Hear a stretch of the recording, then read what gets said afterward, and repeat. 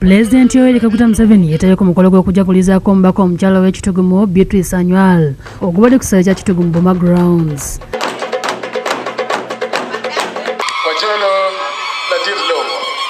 President aniziddwa wakati mu ssanyu nga werekeddwako baminisita ab'enjawulo, ababaka ba paalamenti n'abakulembeze ku mitendera egy'enjawulo. Omubaka Anywal mu kwogerako eri abantu yennyamidde olw'abo abazze nga bamubika ku mikutu mugattabantu oba social media mu Lungereza, era bw'atu n'akubiriza abakulembeze okuyiga okukolera awamu.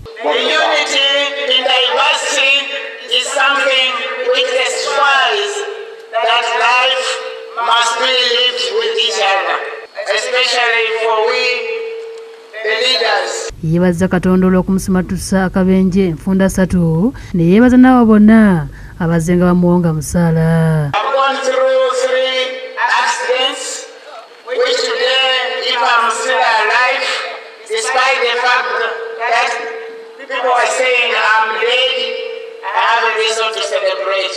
Eyali akulira oludda oluwabula gavumenti mu palamenti era nga ye ssentebe w'ababaka bava mu bitundu bya Acholi Ogenga Latigo yeebaziza President Museveni olw'okwetaba ku mukolo guno nga natunuulidde ekibiina ky'ebyobufuzi omujaguza kyawagira.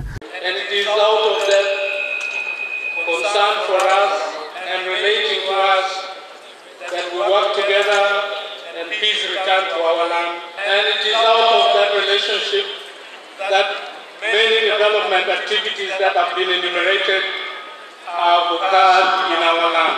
Ye President Museveni ategeezezza nga babali tayinza kusuulirira Beatrice Anywal gw'ayogeddeko nga muwala we, era bw'atu n'ayanjula enteekateeka za gavumenti ez'enjawulo omuli okusitula ebyenjigiriza, ebyobulamu, okuzimba enguudo n'ebirala nga byonna bigendereddemu okutebenkeza emirembe mu ggwanga. If the police are corrupt, ka police kyelo kyamukyana. If the health workers are corrupt, hello TG.com, tielo chamuchana.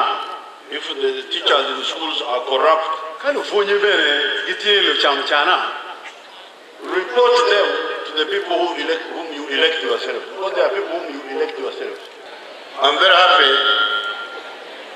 to come to the day of my daughter Beatrice Anywal. Oluvannyuma atadde ensimbi obukadde 10 mu ssako y'abakyala ab'omu kitundu ekyo, bw'atu n'awayo na tractor eri abakyala basobole okwekulaakulanya nga beetambya obulimi. Bino babimaze asaze keeki ne Anywal gy'agabidde abantu abeetayo ku mukolo.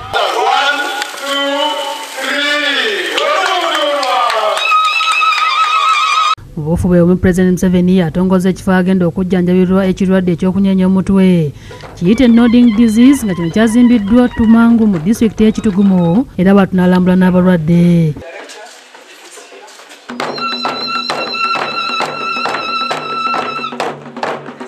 Bino oluwedde yasimbye omuti ogw'ekijjukizo mu kifo kino ng'akabonero ak'okunyikiza obutonde bw'ensi. Ekifo kino kijjanjabirwamu abaana abasoba mu 300. Benson Ongom yakusakidde eggulu eno ku Lwabukedde TV.